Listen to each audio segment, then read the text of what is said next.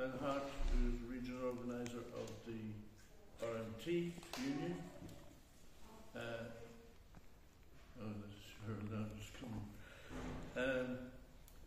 You know, as comers know, the RMT organises railway workers, and that's a check for you.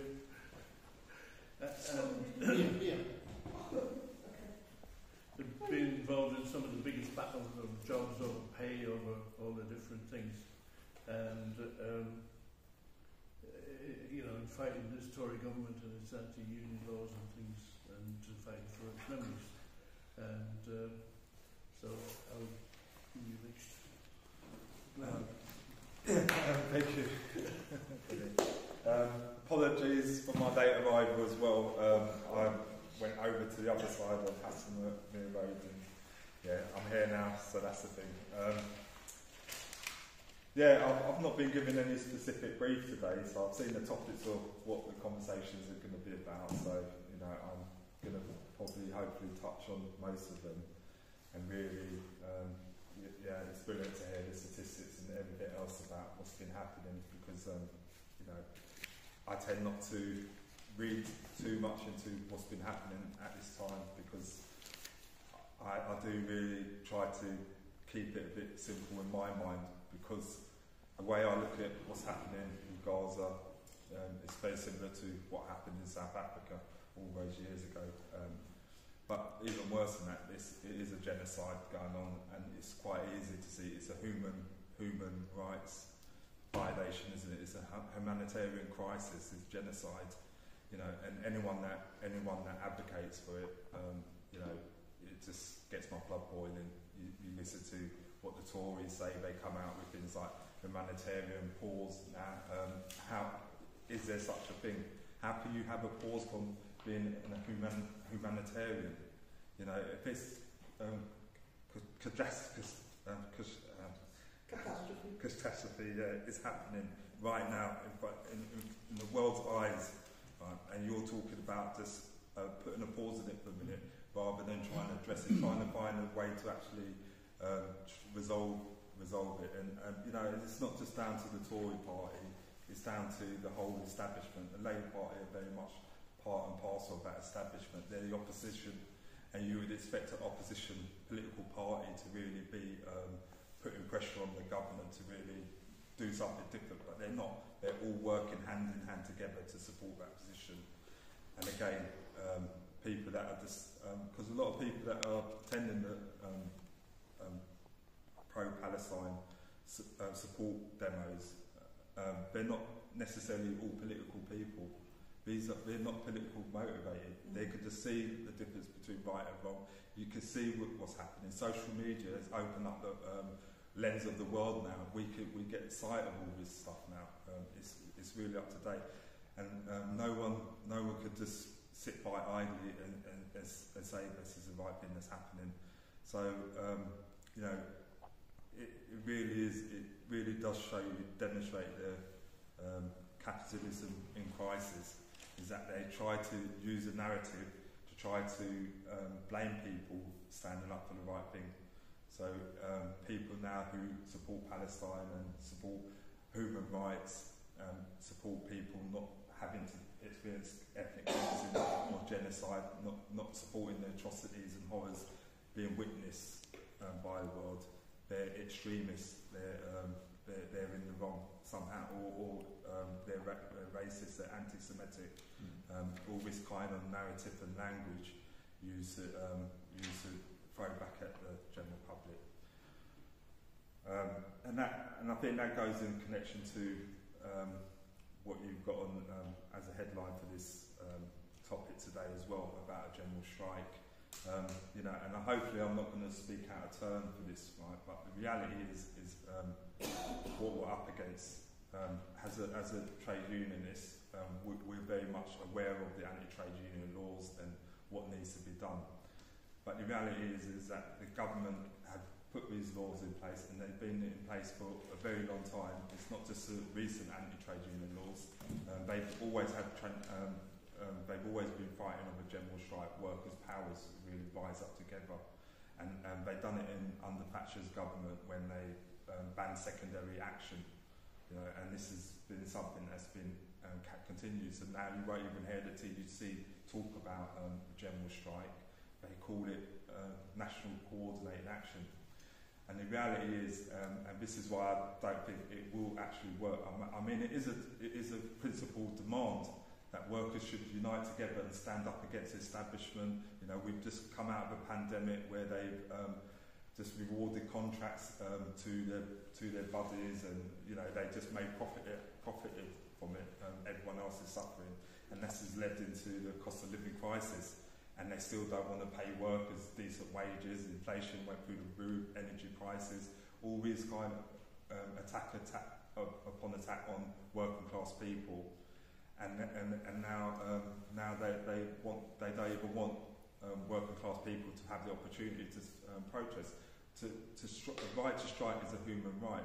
You should be able to withdraw your labour. We shouldn't be. We're not enslaved. You know, we're treated like that. The workforces are oppressed. They're underpaid, undervalued, and the people that make profit from them know how to. They're the biggest exploiters. So you'll see that with the vulnerable contracts, like the precarious workforce. They're the ones that are most oppressed, and they usually work for some of the biggest conglomerates. You know, they make vast amount of money from exploiting workers, and then the government, rather than actually trying to give power back to workers, they create more and more laws to kind of outlaw them actually standing up for their rights of withdrawing their labour. And this is a difficulty. And then you do have to recognise about what the TUC is anyway, or the role that union leadership play. Right? And this is where it might be out of turn. I work for a union now. I'm an officer of the union, but at the same time, I do understand the way that unions operate. And at the very top level of it, there is a level of bureaucracy where they do play a middle ground role of actually not going full out against the companies, not going full out against the government, not going full out against the bosses. You know, they contain the workers. They do actually try to, you know, they will compromise. You know, sometimes the workers are willing to, let's go out for the next month. We want change now. We want to do something. And it's the union bureaucracy, the top level of the unions, that would actually turn around and say that no, we need to find a deal. They will compromise the deal. Sometimes they will take less. You know, the demand during the cost of living crisis, when RPI was at 13.8%. You know, we in the media and everything. Yeah, we want a pay rise of 10% or RPI. That's the minimum we're fighting for. But then a lot of trade unions accepted much lower than that when it came to actually the deals, and that's what the TUC is. The TUC, the General Counsel for the TUC, is a lot of General Secretaries. There's a lot of General Secretaries that stand on and sit on the General Counsel of the TUC. So when it comes down to actually expecting them to say to all the trade unions, look, you're going to have to break the law. We're going to have to do something about this anti-trade union law. We need to break the law. We need to just take all the, we need to just get workers coordinated and just take action all at one time. You know, that's never happened. So since the Tories were proposing that minimum service requirement, there's been 1 day of action, 1 day of TUC action to demonstrate about it. There's not been any other coordination that's going on or any other reaction. The law has come into place already. It's coming past, and then the conversation that you'll hear now is you'll hear the Labour Party talking about, when we win the general election, we're going to change things. There's no guarantee they're going to think, why are we waiting for a general election before they change anything? If you know something's wrong, you're the party of opposition. Why aren't you protesting? Why are you making more noise about it? Why aren't you leading the charge and that? Because you can't rely on them. It's all a bunch of hypocrisy, and that's what really grates me. I find it really difficult to deal with it. So, to be quite honest, I have taken a bit of a backward step, really. You know, I live in Croydon as well, and the reality is it's shocking what we're going through in Croydon at this time. So public meetings and definitely having this kind of trying to get that awareness within the community is going to be vital, because at the end of the day, Croydon itself, last year we've gone through a council that's bankrupt the borough 3 times. You know, they spent money recklessly. They weren't able to. They've not governed this council or this borough at all properly.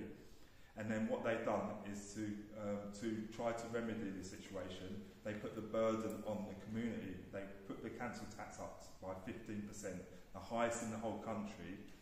And that wasn't enough. They've gone and put up council tax again this year. So that's 20% council tax increase is over the last 2 years. Where's the outrage? There's hardly any.